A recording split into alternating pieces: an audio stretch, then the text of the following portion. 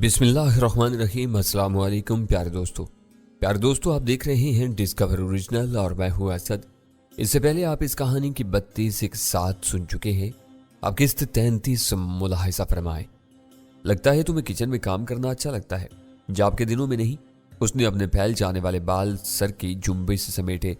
हाँ, जिन दिनों जॉब पर नहीं होती इन दिनों कुकिंग करती हूँ, क्योंकि अब मुझे और काम निपटाने थे। इसलिए मैंने उसे अपनी दास्तान सुनानी शुरू कर दी। मैंने बैरून मुल्क से आगाज किया, जहां से मुझ पर आफतों का आगाज हुआ था। रोमी ये सुनकर चौंकी कि मैं जिस अस्पताल में जॉब करता था वहां आर्गन ट्रांसप्लांट भी होता था। उसने इस बारे में कई सवालात किए। फिर मैंने अपने ऊपर होने वाले हमलों का बताया। वो गौर से सुनती रही, मगर साथ ही उसके सवालात का सिलसिला जारी रहा। मेरी बात मुकम्मल होने पर उसने सर हिलाया। मैंने जो मालूम किया वो इसके मुकाबले में बहुत कम है। यूं समझ लो मुझे लगी बनी पुलिस रिपोर्ट मिली है। मिडिल ईस्ट की पुलिस के साथ हमारे कई प्रोजेक्ट चल रहे हैं। खासतौर से चोरी के पासपोर्ट और इंसानी स्मगलिंग की रोकथाम के लिए हम इनके साथ काम कर रहे हैं। लेकिन अब ऐसा लग रहा है कि मिडिल ईस्ट आर्गन पायरेसी का बड़ा मरकज बनता जा रहा है। तकरीबन ऐसा ही है, मैंने कहा। दौलत की फरावानी और बेअतदाल जिंदगी में वहां अपर क्लास की सेहत की सूरत-ए-हाल बहुत खराब हो गई है, और आर्गन ट्रांसप्लांट के सबसे ज्यादा केस इसी तबके से आते हैं। ठीक है, ये बताओ कि यहाँ आने के बाद क्या हुआ। मैंने पाकिस्तान आने के बाद आदिल की मौत से लेकर अब तक पेश आने वाले वाकयात उसे पूरी तफसील से सुनाए। अगरचे वो कानून की मुहाफिज थी, मगर तारिक ने ऐसा कोई इशारा नहीं दिया था कि इससे कुछ छुपाना है। इसलिए मैंने खुलकर बताया। उसने कोठी में पेश आने वाले मार्की की रुदात पर भी कोई तासुर नहीं दिया, जिसमें हमारे हाथों कई अफराद मारे गए थे। तारिक ने कई अफराद को मारा था। ऐसा लग रहा था कि वो कानून की मुहाफिज होते हुए भी हमसे मुत्तफिक थी। यहां भी उसने कई सवालात किए और इनकी वजाहत करने में खासा वक्त लग गया। बात मुकम्मल करके मैंने घड़ी देखी तो चौंक गया। शाम के 5 बज रहे थे। मैंने उससे कहा, मुझे जाना होगा, एक जरूरी काम निपटाना है। तुम कहाँ जा रहे हो? मुझे डिफेंस से आगे लाहौर से जरा बाहर एक जगह है, वहां तक जाना है। ये तो अच्छी बात है। वो खुश होगी। क्या तुम मुझे मॉडल टाउन तक छोड़ सकते हो? बिल्कुल, वो तो रास्ते में आता है, लेकिन मेरे पास बाइक है। नो प्रॉब्लम, मैं चेंज करके आती हूँ, वो बोली और अंदर चली गई। वो यकीन यहीं रहती थी और तारिक से उसका ऐसा रिश्ता था कि वो रह भी सकती थी। इसके बावजूद मुझे उनके ताल्लुक में कुछ अजीब सा महसूस हुआ था, खासतौर से तारिक का उसकी तरफ से गुरेज। मेरा ख्याल था कि वो पूरा लिबास तब्दील करके आएगी, मगर उसने सिर्फ कुर्ता तब्दील किया था और उसकी जगह टी शर्ट पहन ली थी। बालों को पोनीटेल की सूरत दे दी थी और आंखों पर उनाबी रंग के सनग्लासेस थे। दुपट्टे की जगह उसने बैग लिया हुआ था। टी शर्ट की आस्तीन न होने के बराबर थी। उसके दोनों बाजू पूरी तरह नुमाया थे। बाहर तो इस किस्म के मनाजिर आम है, लेकिन वापसी के बाद मैंने देखा कि यहाँ भी अब मॉडर्न लड़कियां और खवातीन हर तरह के लिबास में घूम फिर रही हैं। बस वो जामे से बाहर नहीं होती, वरना तो तमाशा बन जाए। बाहर कोई इन चीजों को नोट नहीं करता है, और करता है तब भी अपने काम से काम रखता है, जबकि यहाँ लोग पीछे लग जाते हैं। कैसी लग रही हूँ? उसने अचानक पूछा तो मैं गड़बड़ा गया, क्योंकि मैं एक टुक उससे देखे जा रहा था और मेरे जहन में कोई ऐसा ख्याल नहीं था। मैंने झीम कर कहा, अच्छी लग रही हो। वो मानी के अंदाज में मुस्कुराई, जैसे मेरे अंदर की कैफियत समझ रही हो, हालांकि मेरे अंदर कोई और कैफियत थी। पता नहीं क्या बात थी कि मैं जब इसकी तरफ देखता था तो मुझे लगता था जैसे मैंने इसे पहले भी कहीं देखा हुआ है, और मैं याद करने की कोशिश करता कि इससे पहले कब मुलाकात हुई या वो ऐसी क्यों लग रही थी। वो शायद समझ रही थी कि मैं इसमें दिलचस्पी ले रहा था। उसने शायद तारिक को इत्तला कर दी थी। कैदी के बारे में तारिक ने पहले ही कह दिया था कि उसे 2 दिन वहीं पड़े रहने दो। हम बाहर आए। वो बेतकल्लुफी से मेरी कमर में हाथ डालकर बैठ गई। मैंने रकम वाला बैग पुश्त पर लिया, बाइक स्टार्ट की और आगे बढ़ा दी। गर्मी अच्छी खासी थी, मगर शुमाल की तरफ से स्याह बादलों की लकीर नमूदार हो रही थी। शायद आज बारिश होती। हम मेन रोड तक आए थे कि हवा के झक्कड़ चलने लगे। रोमी ने कहा, आंधी आ रही है, इससे पहले मौसम खराब हो, कहीं रुक जाओ। मैं उसकी बात पर गौर नहीं कर सका, क्योंकि अकबी आईने में एक स्याह बड़ी जीप को देख रहा था। ये समना आबाद से हमारे पीछे थी और जहां गुलबर्ग तक साथ रही थी। मुझे शुबा होने लगा कि वो पीछे है। मैंने अचानक बाइक मेन रोड से एक जैली सड़क पर घुमा दी। रोमी बोली, इस तरफ क्यों आए हो?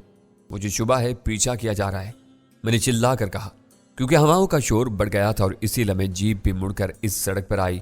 रोमी ने सर घुमाकर उसे देखा और बोली, हाँ ये काफी देर से पीछे है, ये हमारे पीछे ही आ रही है। मैंने कहा और बाइक की रफ्तार बढ़ा दी। 175 सीसी का ताकतवर इंजन, 2 अफराद के साथ भी मैं इसे आराम से 100 मील फी घंटा की रफ्तार से दौड़ा सकता था, मगर हमारे यहाँ सड़कें इस काबिल नहीं है, और फिर छोटी गलियों में इस रफ्तार से बाइक नहीं चलाई जा सकती थी। जबकि जीप भी कम नहीं थी, बल्कि रफ्तार में ज्यादा ही थी। मैं रफ्तार बढ़ाई तो जीप की रफ्तार भी बढ़ी और रफ्ता रफ्ता वो नजदीक आने लगी। अचानक रूमी चिल्लाई, वो फायर करने वाले हैं। जीप की एक खिड़की से एक शख्स मशीन गन समेत नमूदार हुआ था और हमारा निशाना लेने की कोशिश कर रहा था।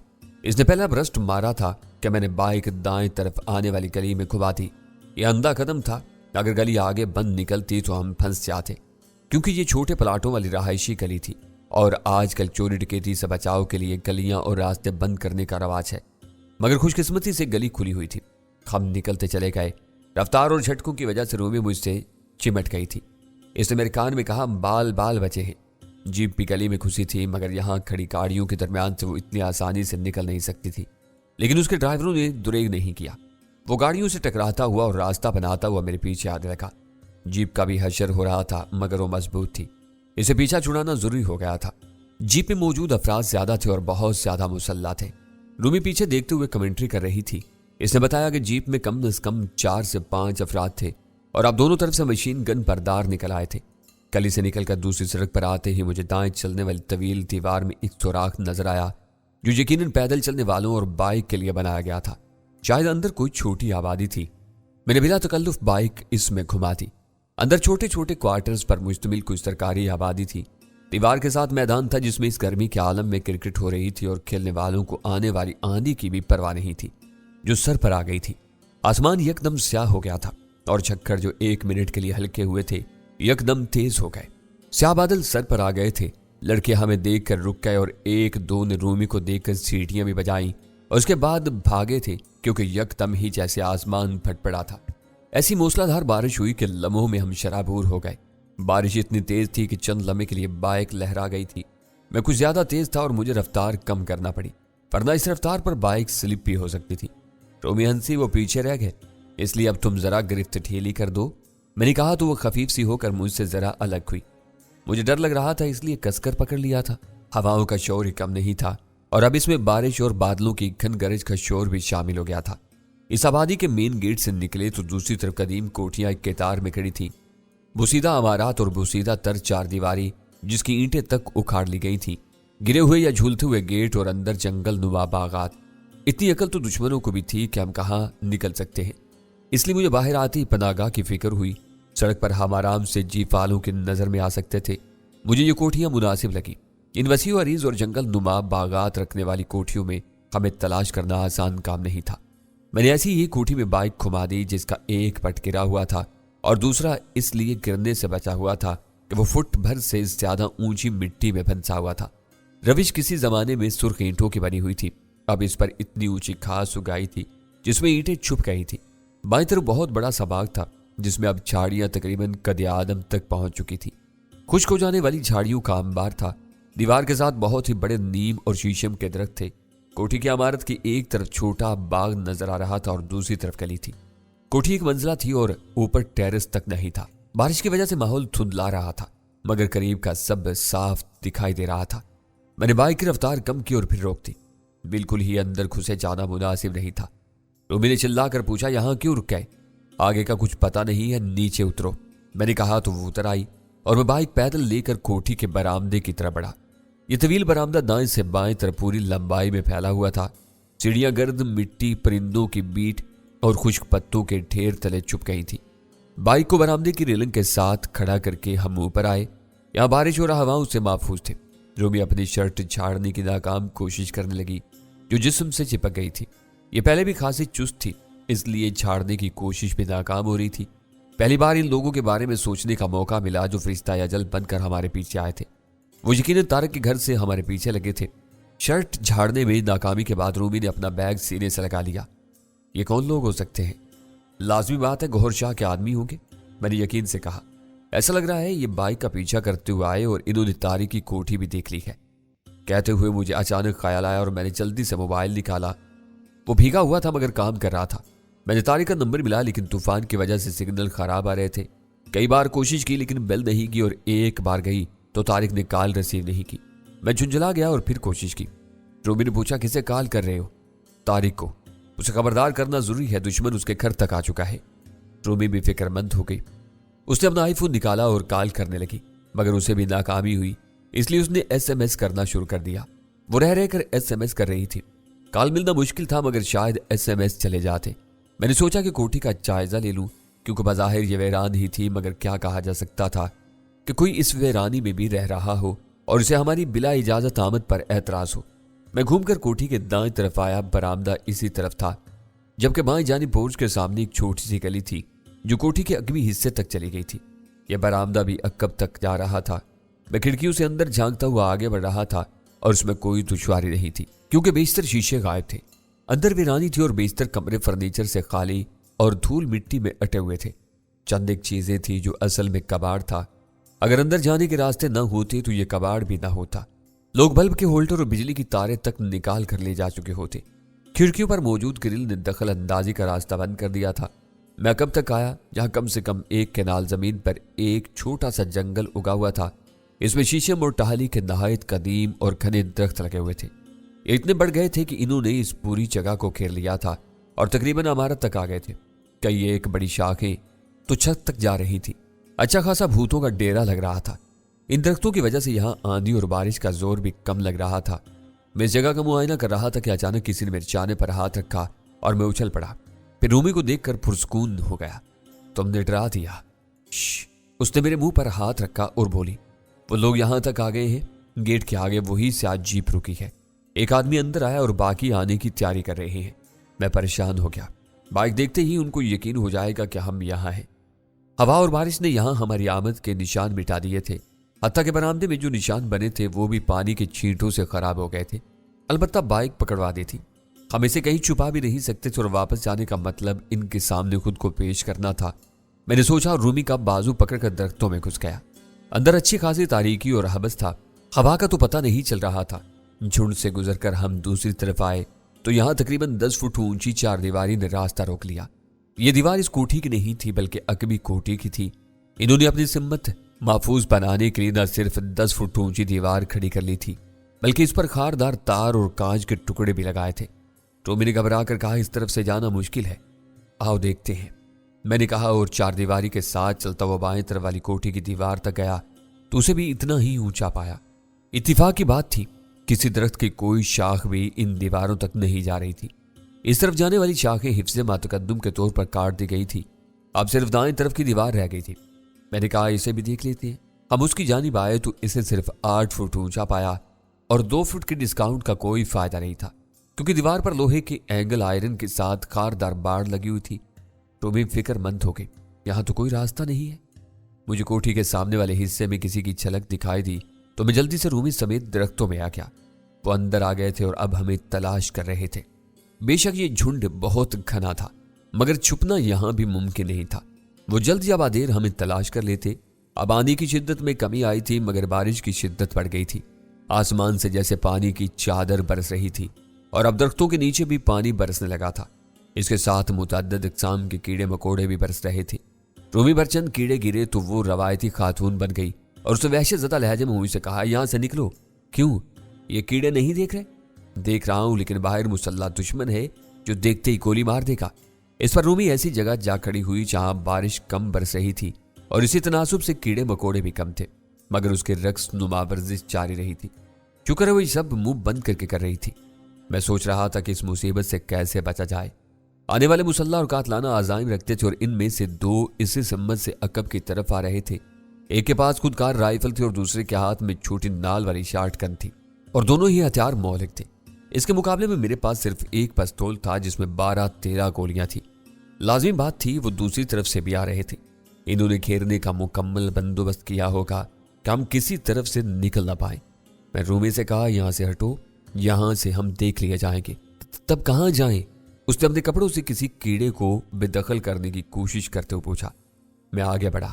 میرا رخ کوٹھی کے عقبی حصے کی طرف تھا۔ یہاں بھی کھڑکیوں پر فولادی گرل تھی، کوئی دروازہ نہیں تھا۔ تب میری نظر شیشم کی ایک شاخ پر پڑی جو چھت تک جا رہی تھی۔ یہ پکا شیشم تھا اور اس کی لکڑی کچی نہیں تھی۔ اگر ہم درخت پر چڑھ جاتے تو اس کی مدد سے چھت تک جا سکتے تھے۔ میں نے پیچھے آنے والی رومی سے پوچھا، تم درخت پر چڑھ سکتی ہو؟ کیوں نہیں، بچپن سے ماہر ہوں، اس نے کہا۔ میں نے اسے درخت کی طرف دھکیلا۔ اس شاخ سے چھت پر جانا ہے۔ میں نے پہلے خود درخت پر پاؤں رکھا اور چڑھنے کی کوشش کی۔ گاؤں سے تعلق رکھنے کے باوجود مجھے درختوں پر چڑھنے کا خاص تجربہ نہیں تھا۔ کم سے کم پچھلے 10-12 سالوں میں مجھے یاد نہیں کہ میں کسی بھی درخت پر چڑھا ہوں۔ خوش قسمتی سے درخت کا تنا کچھ اس قسم کا تھا کہ آسانی سے قابو میں آ رہا تھا۔ और मैं 1 मिनट से भी पहले मतलूबा शाख तक पहुंच गया और रूमी को इशारे से ऊपर आने को कहा। मैं जोगर पहने हुए था, इसलिए मुझे आसानी हुई। इसके पैरों में पंप शूज थे जिसके तले सपाट होते हैं और वो दरख्त पर जम नहीं रहे थे, इसलिए इन्हें उतार कर जीन्स की जेबों में ठूंसा और बहुत मुश्किल से ठूंसा क्योंकि जीन्स टाइट थी। इसी वजह से खासी मुश्किल से ऊपर तक आई। आखिरी हिस्से में मैंने उसे हाथ थाम कर ऊपर खींचा और कहा, लेडीज फर्स्ट। मैं नहीं जा सकती। उसने शाख देखकर इनकार किया। बस तुम्हारी बचपन की महारत यहीं तक थी, मैंने मुलाहिमत से कहा। कोशिश करो, हमें जान बचानी है और कोई आवाज न निकले। वो यकीनन पीछे तक आ गए होंगे। हम सरगोशियों में बातें कर रहे थे। उसने सर हिलाया और बादल नख्वास्ता शाख पर बैठी और बैठे बैठे आगे सिरकने लगी। फिर जूते और बैग मुश्किल करने लगे तो उसने दोनों चीजें मुझे थमा दी और खुद आगे जाने लगी। खिलाफ तवक्का शाख से छत तक पहुंचना मुश्किल साबित नहीं हुआ। उसने छत पर उतरकर मुझे इशारे से जूते और बैग फेंकने को कहा। मैंने अलग अलग फेंकने की बजाय इसके गंदे जूते इसके बैग में डाले और उसकी तरफ उछाल दिया।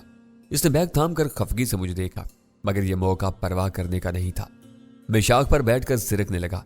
जब रूमी गई थी तो शाख ज्यादा नहीं झुकी। सेहतमंद होने के बावजूद उसका वजन ज्यादा नहीं था, मगर मेरे बोझ से शाख झुकने लगी। जब मैं 2 फुट दूर रह गया था तो शाख दीवार से जा टिकी और इसी लम्हे नीचे से कोई चिल्लाया। वो रहा। उसने फायर किया और गोली मेरे करीब से गुजरी। मैंने उजलत में छत पर जाने की कोशिश की और नीचे जाते जाते बचा। दूसरे फायर से पहले मैं छत पर था, मगर यह बुरा हुआ कि नीचे वाले जान गए थे कि हम छत पर थे और इन्हें यहां आने में ज्यादा देर नहीं लगती। यहां छुपने के लिए सिवाय एक चिमनी के और कुछ नहीं था। 2 फुट चौड़ाई वाली ये चौकोर चिमनी छत से कोई 8 फुट ऊपर थी और इस पर 4 पहलू वाली छत भी थी ताकि बारिश का पानी अंदर न जा सके। इसके अलावा छत पर चारों तरफ तकरीबन 2.5-3 फुट ऊंची मुंडेर थी। मैंने पसोल निकालकर नीचे की तरफ करके अंधाधुंध 2 फायर किए। जवाब में किसी की चीख सुनाई थी, मगर ये इस तरारी चीख थी। वो जख्मी नहीं हुआ था। बहरहाल इन्हें पता चल गया था कि मैं गैर मुसल्ला नहीं हूं और अब वो सोच समझ कर ऊपर आते। रूमी चौंकी, तुम्हारे पास पिस्तौल है? मैंने उसे बारिश से बचाने के लिए बगल में ले लिया था। तुम देख तो रही हो, मेरे पास भी है। उसने बैग से एक छोटा सा पिस्तौल निकाला। ये चांदी जैसी धात का बना था और इसका दस्ता स्याह था। इसने बैग की आड़ में कर लिया। ये दोनों अच्छी किस्म के पिस्तौल थे, मगर क्या कहा जा सकता था कि बारिश में भीग कर नाकारा न हो जाए। हमें इनको ऊपर आने से रोकना होगा, मैंने कहा और छत के कोने से जाकर नीचे झांका तो शीशम के दरख्त के पास 2 अफराद दिखाई दिए। बाकी पता नहीं कितने थे और कहां थे। मैं फिक्रमंद हो गया। वो दरख्त से ऊपर आने की तैयारी कर रहे थे और मैंने पिस्तौल इनकी तरफ सीधा किया था कि रूमी ने सरगोशी में कहा, रुक जाओ, ऐसे नहीं। वो मेरे ऐन अक्कम में खड़ी थी। फिर कैसे? इनको ऊपर आने दो, ऊपर आने दो ताकि वो हमें गोली मार सके। नहीं, वो दरख्त पर आसान निशाना साबित होंगे। रूमी की बात मेरी समझ में आ गई और फिर वो दोनों अहमकाना अंदाज में एक साथ ऊपर आने लगे। ये वही दोनों थे जो दाएं तरफ से आए थे। इनमें से एक शाख तक पहुंच गया था और अब छत पर आने के लिए पर तोड़ रहा था। मैं रूमी से पूछा, अब क्या करें?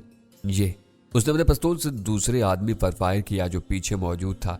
गोली उसके रान में उतर गई और वो धाड़ मार कर झुका और फिर पके फल की तरह नीचे टपक गया।